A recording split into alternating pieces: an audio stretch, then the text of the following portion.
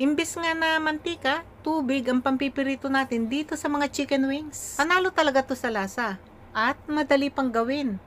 Unang gagawin dito, linisan muna ng asin ng mga chicken wings bago ito hugasan. Nasa 1 kutsara lahat ng asin na ginamit ko dito. Ikuskus mabuti ang asin sa chicken wings para naman matanggal na yung mga natitira pang dumi na nakadikit dito. Matapos nga itong pagkukuskusin at lamas-lamasin, hugasan ito ng mga nasa 3 beses. O kaya naman ay hanggang sa makita na malinaw na yung tubig na pinaghugasan dito. Pagka nga ganyan na yung itsura ng tubig na pinaghugasan, pwede na itong salain. Saka na rin agad ilagay sa lalagyan. Kung bakit ko nga pala hinihiwaan ng mga chicken wings sa gitna ng ganito, nang sa gayon, sumabay yung pagkakaluto ng makakapal na bahagi dun sa maninipis na bahagi nito. Asin lang ang pantitimpla ko dito. 1 kutsarita lahat to. Paghaluin itong mabuti, hayaang maibabad ng 30 minutos sa room temperature. Matapos nga ang 30 minutos, umpisahan na natin ang pagluluto. Paghaluin mabuti itong mga nakababad na chicken wings bago ito ilagay sa lutuan. Ayusin lang ang pagkakalagay nito sa lutuan.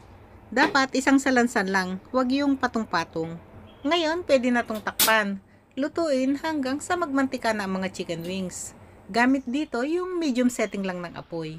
Nagdagdag nga pala ako dito ng 2 kutsara ng tubig. Di nga lang nakuhanan sa camera. Yan na nagmantika na yung mga chicken wings. Pagka nga golden brown na yung pagkakaprito nito, pwede na itong baliktarin para naman maluto rin yung sa kabilang panig nito. Sabay na rin iprito dito ang bawang.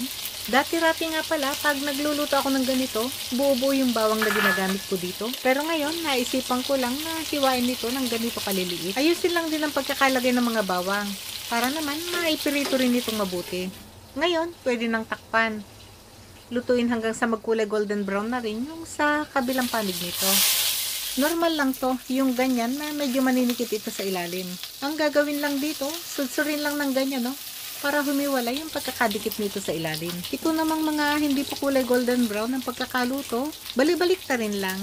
At patuloy pa itong lutuin hanggang sa magkulay golden brown na rin ang pagkakaluto nito.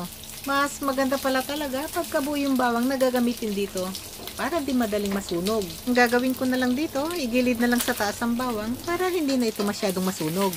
Pagka nga golden brown na, yung ganyan na, yung pagkakaluto ng chicken wings, pwede na itong ahunin, saka na itabi. Sa kaparehas na lutuan, maglalagay na ako dito ng siling labuyo. Gamit dito yung medium setting ng apoy. Maglalagay din ako dito ng berdeng sili. Sangkapan na rin ito ng paminta. Halo-haluin lang saglit. Saka na ilagay ang chicken wing sauce. Ito nga pala yung timpla ng chicken wing sauce. Naglagay lang ako dito ng 1/4 cup ng tubig.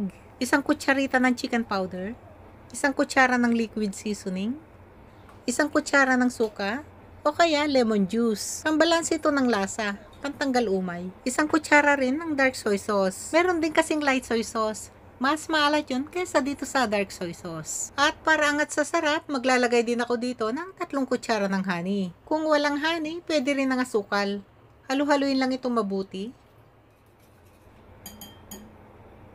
Tikman para maihusto ang lasa. Manyaman. Balik na tayo sa pagluluto. Gamit nga pala dito yung malakas na setting ng apoy. Maglagay ng 1 kutsara ng salted butter.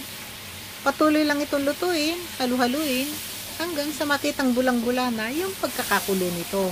Yan, yung ganyan na yung itsura nito. Medyo napalapot na ang sauce.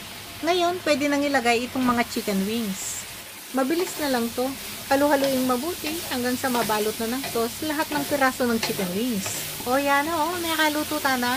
Ready to serve na to. Kung maamoy nyo lang, naku talaga naman, very appetizing.